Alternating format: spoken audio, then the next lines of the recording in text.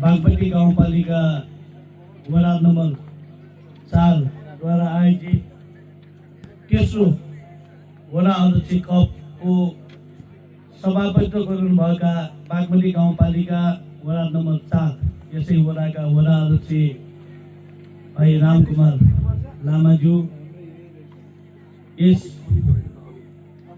Football प्रतियोगिताको विशेष अतिथि रूपमा पाल्नुभएका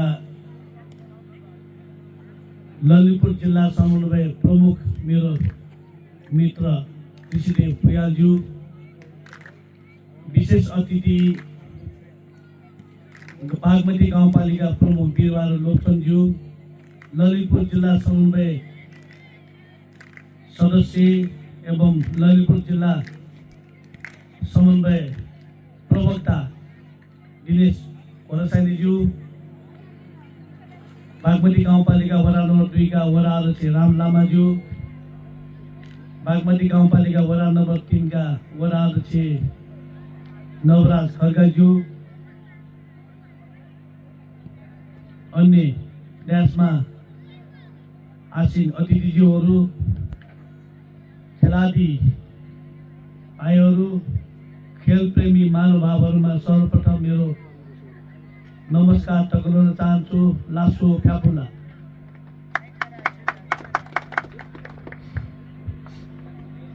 यो प्रतियोगिताको सर्वप्रथम म सफलताको शुभकामना व्यक्त गर्न चाहन्छु।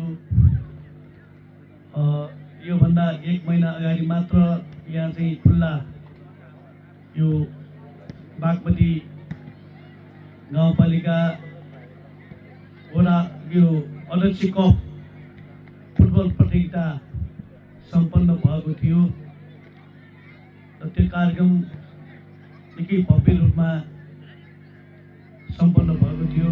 त्यस्तै यो वडाको पनि अहिले सबै भव्य कार्यक्रम भएको छ।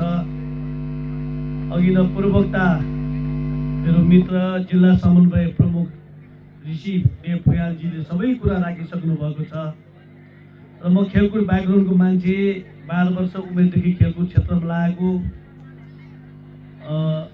यो विशेष गरी यो बागमती गाउँपालिका मात्र नभइकन ललितपुर क्षेत्र नम्बर 1 नै यसै खेलाडीहरूको भरिपूर्ण, विशेष गरी निकै खेलाडीहरू, चाहे फुटबलमा होस्, चाहे करातेमा होस्, चाहे फुलकन्दा कराते, चाहे ताइक्वान्डो, भलिबल, सबै खेल क्षेत्रको खेलाडी भएको यो ललितपुर क्षेत्र नम्बर 1। तर मैले भन्दै आइरहेको छु, तर म एउटा खेलकुद ब्याकग्राउन्डको मान्छे। मेरो घर तपाईँहरूलाई थाहा छ, गोराउ नगरपालिका वडा नम्बर 11 चापगाउँ निवासी र म राष्ट्रिय खेल करातेको राष्ट्रिय खेलाडी हुँदै, अन्तर्राष्ट्रिय खेलाडी हुँदै, राष्ट्रिय खेलकुद परिषदको कोषाध्यक्ष पनि भएको र यहाँका जनताले विश्वास गरेर माननीय पनि बनाएको, मान्य भइसकेपछि मन्त्री पनि, खेलकुद मन्त्री पनि भएको। मैले जहिले पनि भन्दै आइरहेको छु, यो खेलकुद विकास र विस्तारको निमित्त मैले के सहयोग गर्नुपर्छ, मेरो तर्फबाट के सहयोग गर्नुपर्छ, बागमती प्रदेशको सरकारको तर्फबाट के सहयोग गर्नुपर्छ गर्न तयार छु भन्दै आइरहेको छु। तर हामीले यो यत्रो ललितपुर क्षेत्र नम्बर 1, यत्रो जनसङ्ख्या भएको ठाउँ, यत्रो खेलाडी भएको यो क्षेत्र, हामीले यो फुटबलमा होस्, यो फुलकन्दाको यो चाहिँ मार्सल आर्ट बाहेक अरू खेलमा चाहिँ हामीले राष्ट्रिय स्तरको खेलाडी देख्न पाइएन। चाहे फुटबलमा होस्, चाहे भलिबलमा होस्, चाहे क्रिकेटमा होस्, मार्सल आर्ट बाहेक अरू चाहिँ हामीले राष्ट्रिय स्तरको खेलाडी देख्न पाइएन। मार्सल आर्टकै कुरा गर्ने हो भन्दाखेरि राष्ट्रिय स्तरको खेलाडी एउटा चर्चित खेलाडी हाम्रो जयराम फुलन अघिल्लोसम्म यही थियो। कोही कहाँ यही गोराउ नगरपालिका, के अरे बागमती गाउँपालिका वडा नम्बर 2 मालतका स्थानीयवासी, जसरी उहाँले यो बागमती गाउँपालिकालाई चिनाउनको निमित्त यो बागमती गाउँपालिका खेलकुद माध्यमबाट चिनाउनको निमित्त अहोरात्र खटिरहनु भएको छ। त्यसरी नै म त के चाहन्छु भन्दाखेरि चाहे फुटबलमा होस् चाहे भलिबलमा होस् त्यसरी नै राष्ट्रिय स्तरको खेलाडी उत्पादन गर्नुपर्छ। त्यसको लागि पटक पटक मैले भन्दा आइरहेको छु, मेरो तर्फबाट बागमती प्रदेश सरकारको तर्फबाट चाहे एन्फामा कुरा गर्नुपर्ने होस्, चाहे जिल्ला खेलकुदमा कुरा गर्नुपर्ने होस्, चाहे खेलकुद परिषदमा कुरा गर्नुपर्ने होस्, त्यसमा चाहिँ मेरो पूर्ण रूपमा सहयोग हुन्छ मैले भन्दा आइरहेको छु। यति मात्रै नभइकन यो पालिकामा मात्रै सीमित नभइकन, जिल्लामा मात्रै सीमित नभइकन राष्ट्रिय स्तरको खेलाडी निस्किनु पर्यो, ताकि हामीले यो चाहिँ ललितपुर क्षेत्रमा विशेष गरी बागमती गाउँपालिकामा मैले यहाँ हेरिरहेको थिएँ अस्तिदेखि। मैले पटक पटक म चाहिँ यहाँ फुटबल प्रतियोगितामा आएको छु। एकदमै यहाँ चाहिँ भविष्य भएको खेलाडी पनि मैले देखेको छु। तर त्यो खेलाडीलाई मैले कुरो पनि गरेको थिएँ, बिचमा कहीँ कहीँ कतै कतै त्यहाँ चाहिँ खेलाडी खेल्यो, अब उहाँको बाध्यता पनि होला,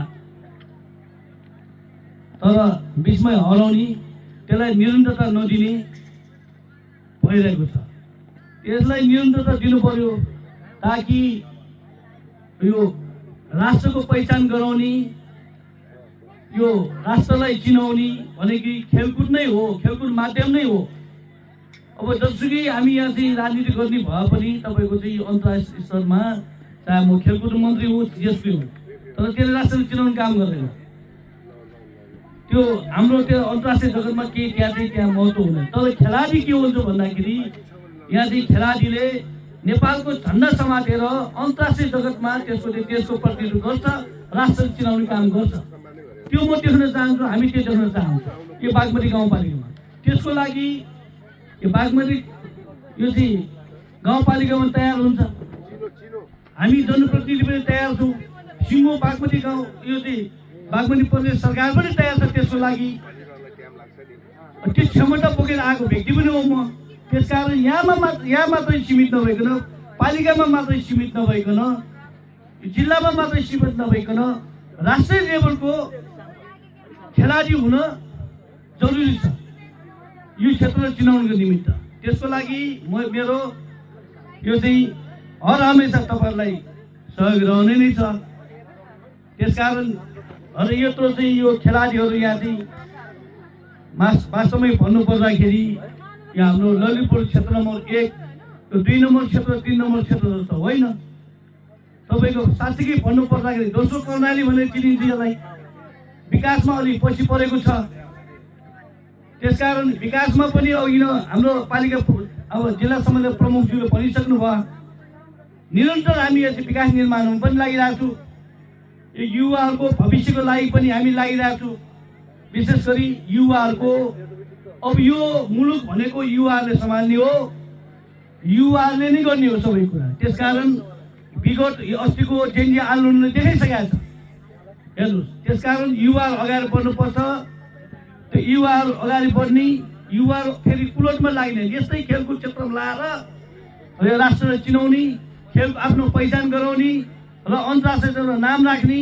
अनि म जस्तै खेलकुद भएर तपाईँहरू जनप्रतिनिधि भएर, मन्त्री भएर अनि सामाजिक कार्यमा लाग्न तपाईँहरूलाई अनुरोध गर्दै मेरो आफ्नो भनाइ यति हो। धन्यवाद, नमस्कार, लासो फ्याफुल्ला।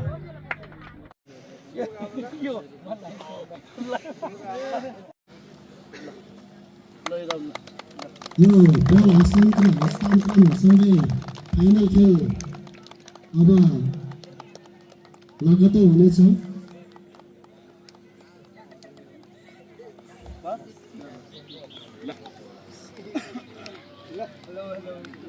सम्पूर्ण अतिथिज्यूहरूले फाइनल खेललाई बल हस्तान्तरण गरेर मनोबलका लागि हौसला प्रदान गर्दै अब हाम्रो फाइनल